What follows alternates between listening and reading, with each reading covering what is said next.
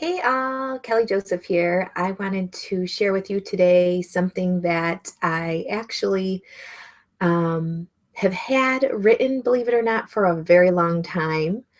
And I have actually just revisited my fertility story today, and it's super duper long. I have it in a blog post, but I just know that it's so long that most people probably won't take the time to read it. So I have been having a ton of feedback. And the way the world works has been crazy, where I have been sharing a little bit more about my background in my story and have gotten a ton of positive feedback and hearing from so many other women that are struggling and going through the same challenges and difficulties that I did.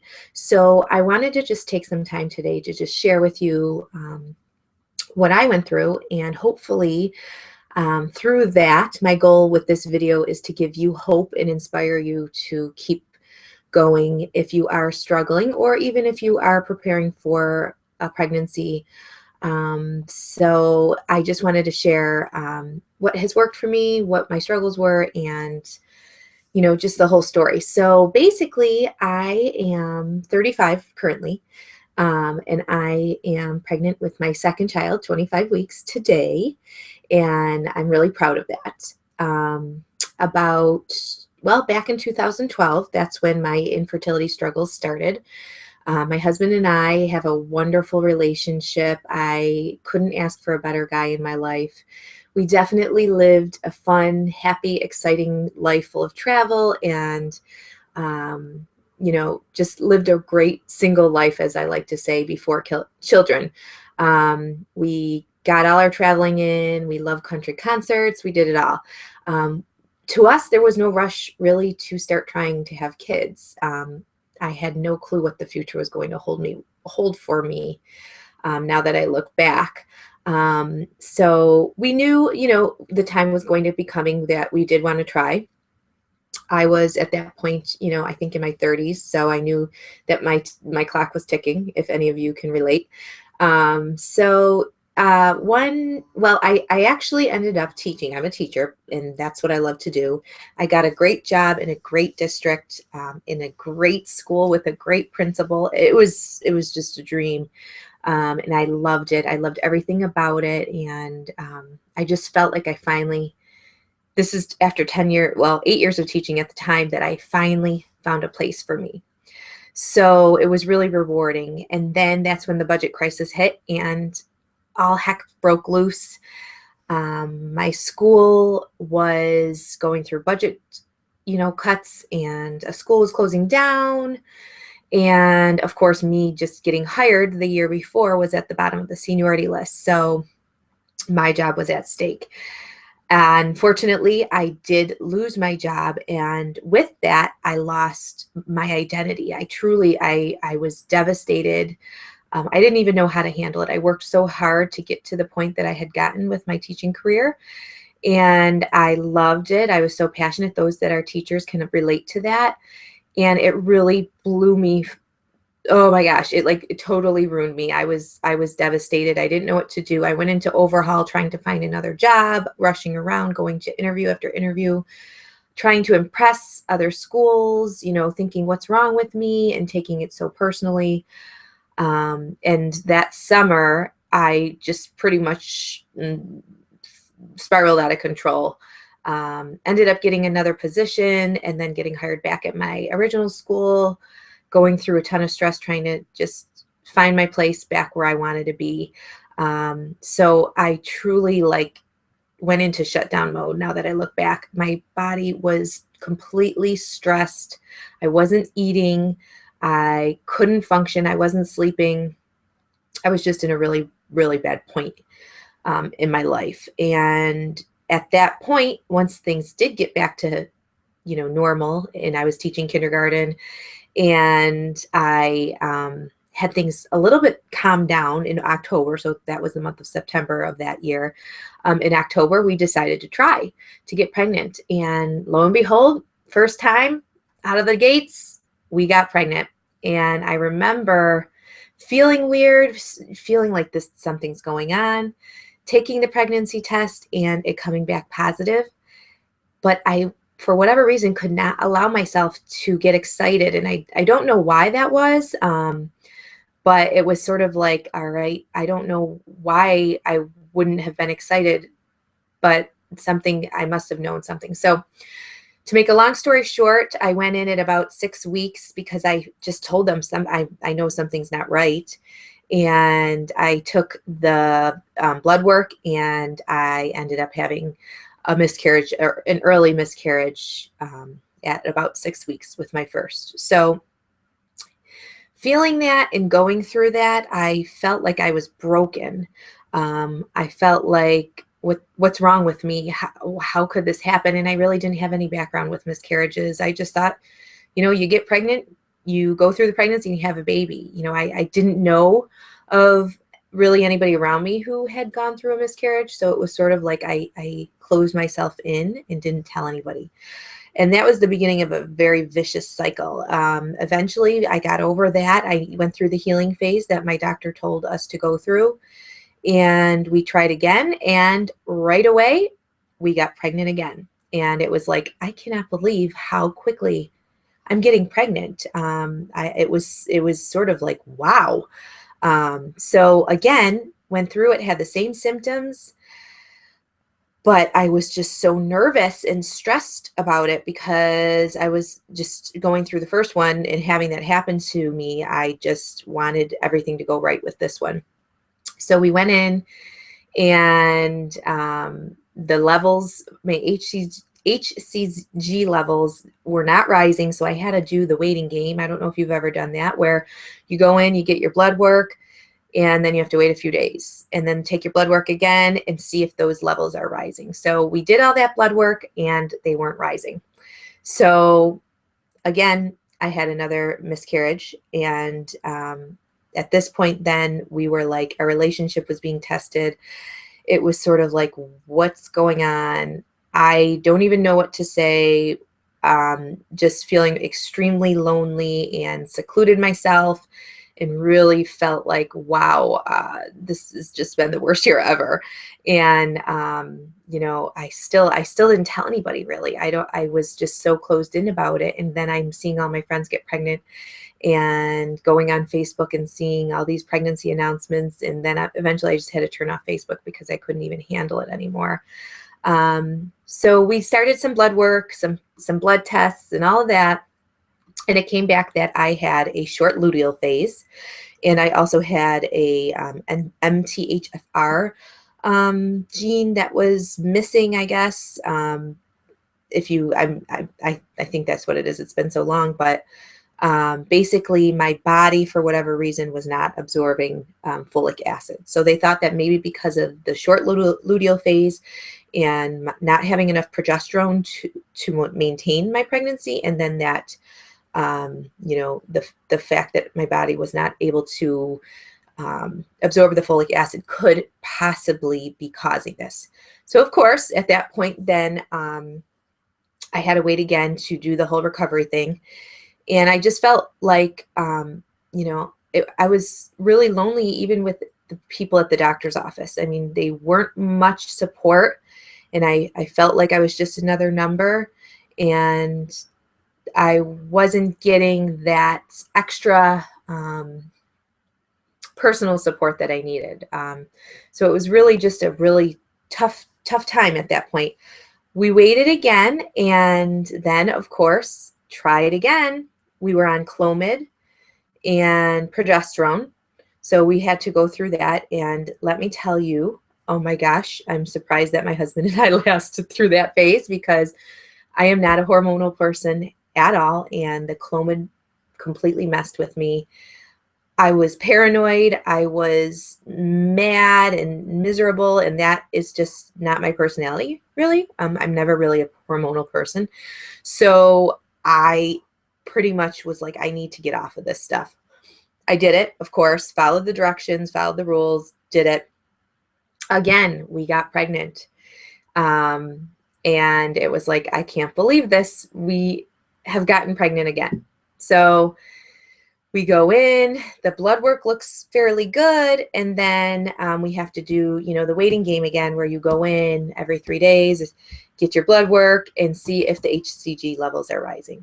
They rose the first 2 times we went in, and then go in again, and they stopped rising. So if you can imagine, you're told that it's like the weekend, so I have to wait the whole weekend, and I was consumed. That's all I could think about. That's all I could visualize. And my mindset at that point was, it's not going to work. Nothing ever works for me. Why does this always happen to me? I have such bad luck.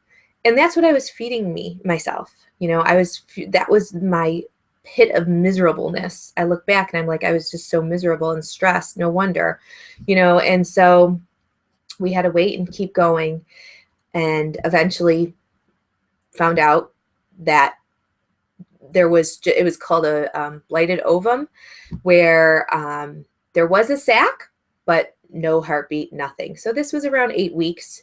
So we're seeing a trend here of like between 6 and 8 weeks of getting pregnant and then losing it before there's even a heartbeat. So by that point, it was so far along that this miscarriage, I actually had to go in and get a DNC. In the meantime, I went in on a Friday to go get the DNC, and it was the day of my birthday that I found out that the pregnancy wasn't viable.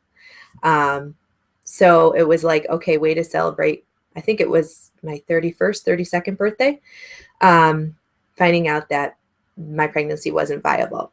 So yeah, it kind of sucked. And then we went in, got the procedure.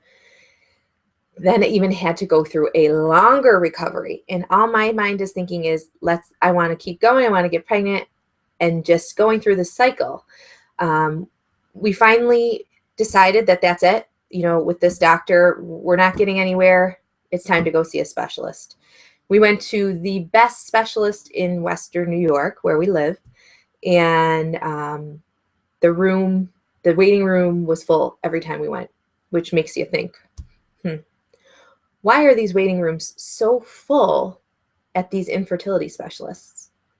Now, yeah, I get a little upset about it, to tell you the truth, because we're not looking at the cause. I wasn't looking deeper. I was looking for an answer. I would have done anything to get pregnant. And that's just what I did. I was going to go through hoops. I was going to do whatever it took. So we met with our doctor, and I explained the situation, and we got going on another drug called Femera. That was his plan with me. Because I had started doing a little bit of research, I was asking him a lot of questions. And he honestly was not a fan of that at all. He wanted to just say, this is what you're doing.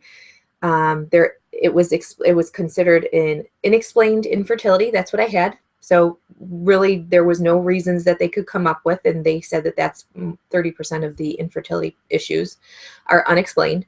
So that was the next thing. It was, all right, let's try this, and we got pregnant again. And of course, this one we actually got a little bit further. Waited, had to do, got the pregnancy test. It was positive, got it again. The same thing, went through it all. And of course, went in, had to do the ultrasound. They couldn't give us a clear answer. So we had to wait another 5 days or whatever it was to go back in. And, my heart was like pounding. I was sick to my stomach, because you're like living this life not knowing if anything is growing inside of you or not.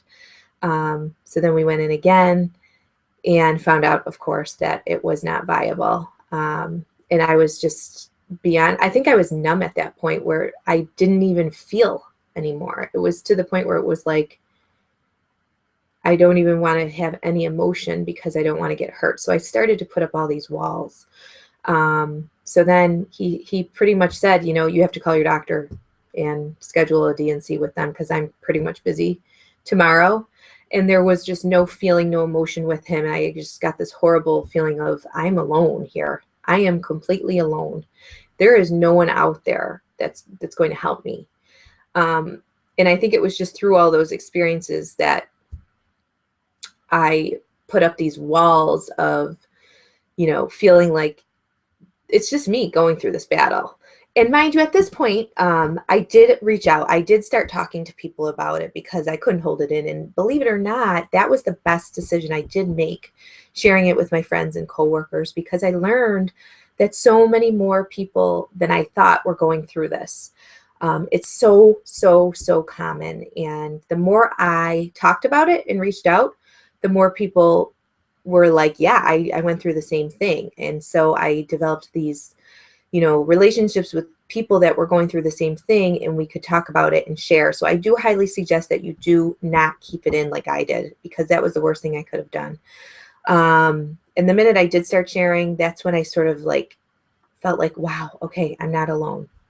Because the worst thing is feeling like you are completely alone in this struggle. So back to the miscarriage, we actually had to drive. I needed to be back at work at noon. This was in the morning. He said he was busy the next day, and he actually had us drive to our doctor so that they can check us out and confirm the miscarriage and get the D&C going. So we go to our doctor. She does the ultrasound, and she says, I'm not comfortable doing the D&C. We need to wait 10 more days before we can confirm this, because there still might be a chance. So, you're thinking to yourself, what? There could still be a chance here? What's going on? So, your emotions are just flying. So I'm like, all right, let's do this. Let's wait it out. I had to wait 10 long days to see if this pregnancy was viable. 10 days of waking up, knowing that something was in me growing perhaps, but also not wanting to be excited about it, but having that glimmer of hope in you. We prayed. We asked everybody around us to pray. We really had to dig deep at that point. And we had to come together, and our relationship grew so strong. But we waited the 10 days and went back in with our relationship actually being the strongest it ever was. And lo and behold, didn't go through. It didn't work. There was no heartbeat. So again, I had to schedule the second D&C, fourth miscarriage. And honestly, it got easier, because by that point I was like, all right, I know how to do this. We're going in, we're going to get the D&C and move on. And within days I was back to work, and it was like, all right, let's keep going. So it was to the point where I was just so numb. And then at that point, we decided that, you know what, enough is enough. We need to take a break. We need to regroup and figure out something. So that season, it was the fall winter time. We really just decided that we're going to wait. We're going to just stop everything and just take a break. And that's when I decided that I was in control, and I was going to make the decisions on my body, because they weren't doing anything for me, and I wasn't getting the answers that I needed. I wasn't getting the support I needed. I was getting ignored, shuffled off to different doctors, and just never really having anybody know me. They always had to go back to the report and see, okay, well, who's this? And you need to go see a specialist, when I'm like, hello, we've already seen the specialist. It was just that impersonalness that really made me upset.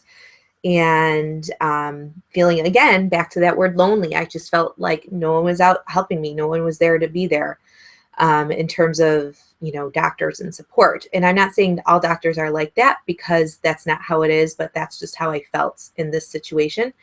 So that's when I started my journey. I researched, I did everything that I could to learn about holistic approaches. And I really empowered myself. And that's when I started doing things like yoga for fertility. I started doing and learning things about the Mayan abdominal massage. I learned about acupuncture and started doing that. I saw an energetics healer, and she saved me so much, and I'm so close. I'm back talking to her and chatting with her daily now, this many years later. So it's really amazing how things go for full circle.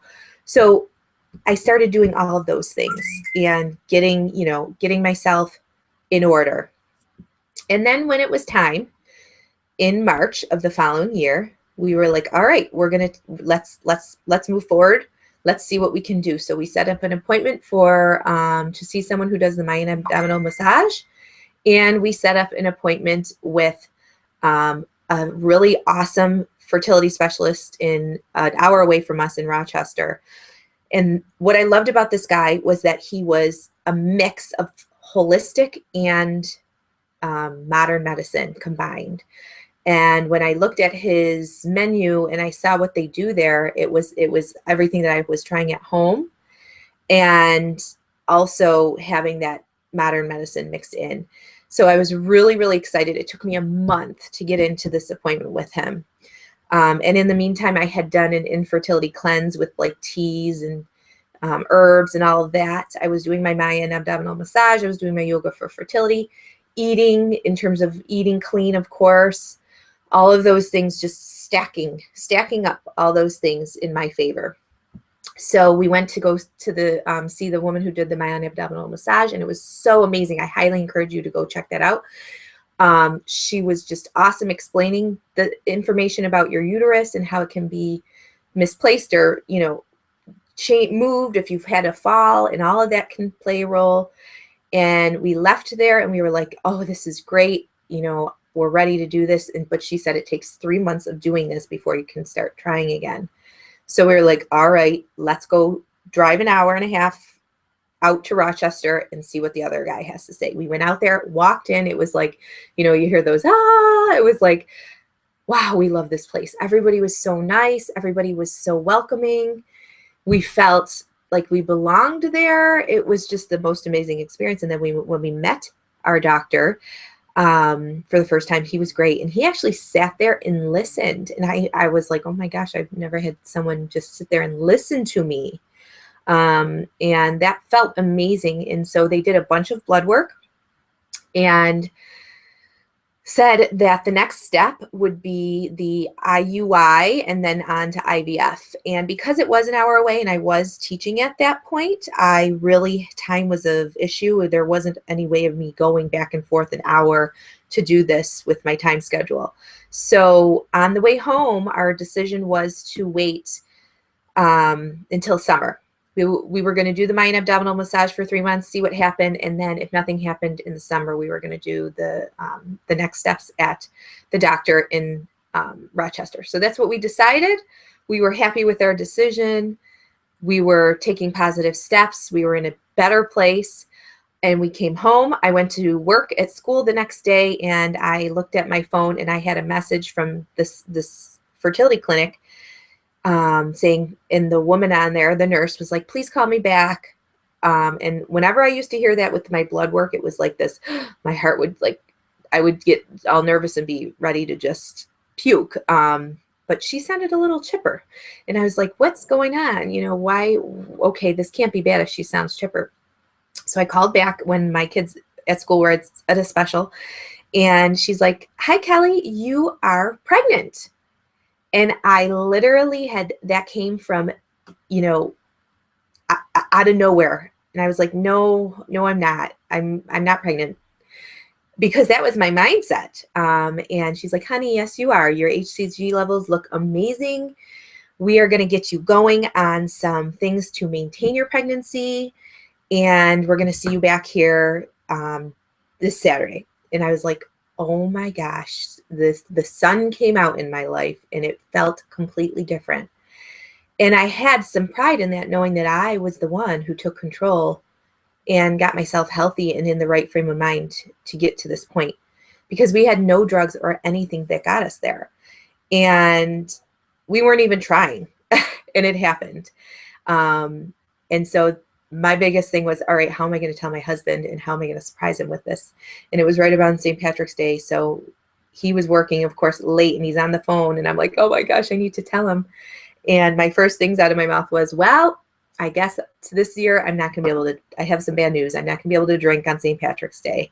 And he looked at me like, what? And I told him, and it was like the best news ever. And then it just felt different. So we stayed with them for 8 weeks and had to go through a series of just different treatments to maintain it. Whether that was the cause of it, of me maintaining or not, we will never know. But I had to go every week and do these therapies and do progesterone. I had to give myself some shots every day. I definitely had to go through some modern medicine to take the baby aspirin and all of that. And then after 8 weeks, we were sent to a regular doctor, which felt so amazing and so scary. And that's how I got my miracle baby, Jake. He was born in November of 2012. A Spitfire right from the beginning. And it was sort of like, thank God for unanswered prayers, because we were not ready before then.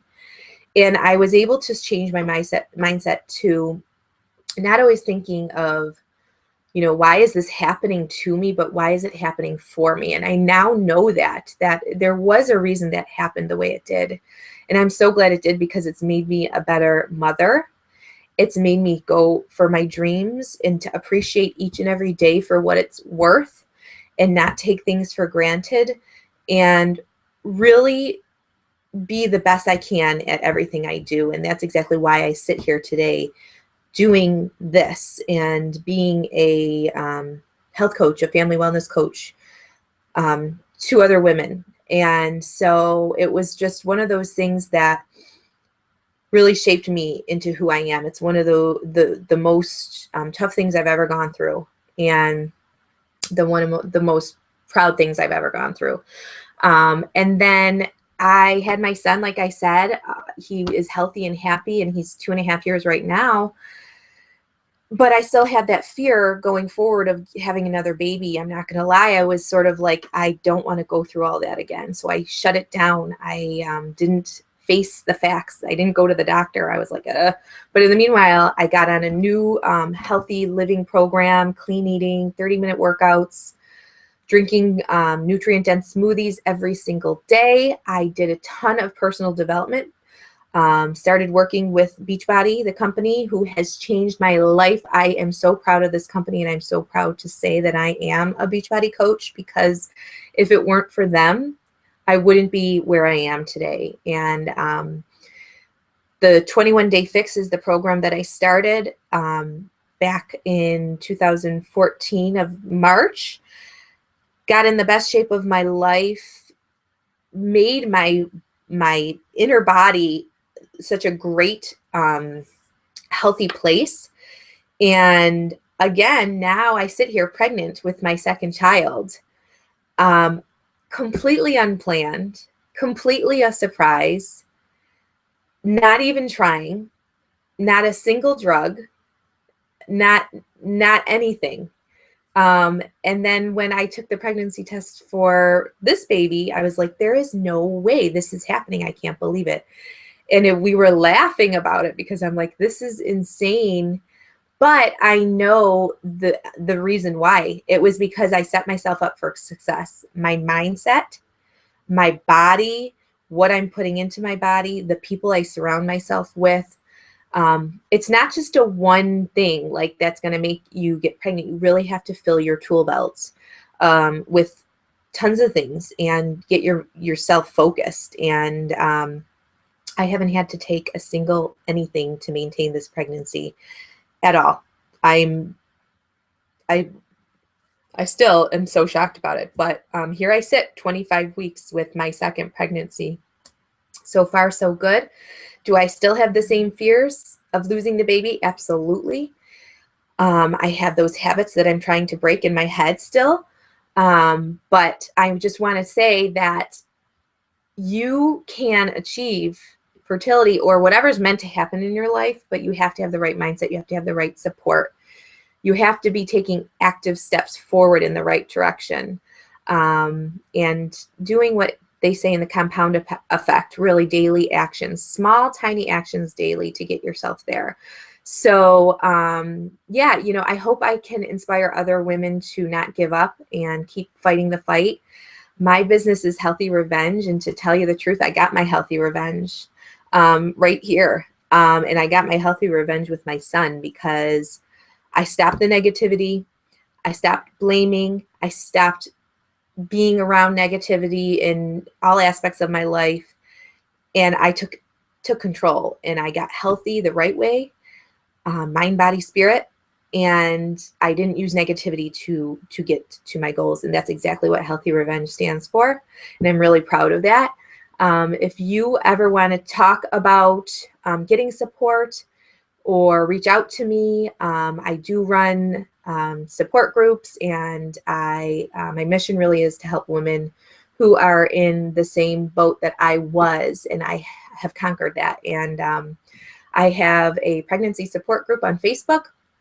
My email is kelly@healthyrevenge.com. My website is www.healthyrevenge.com. Facebook is facebook.com/healthyrevenge. So feel free to message me. And like I said, I hope that I can inspire you and give you hope that you can get through this, and you have to take control and just believe that you can do this. So thanks for listening to my story, and I will talk to you soon.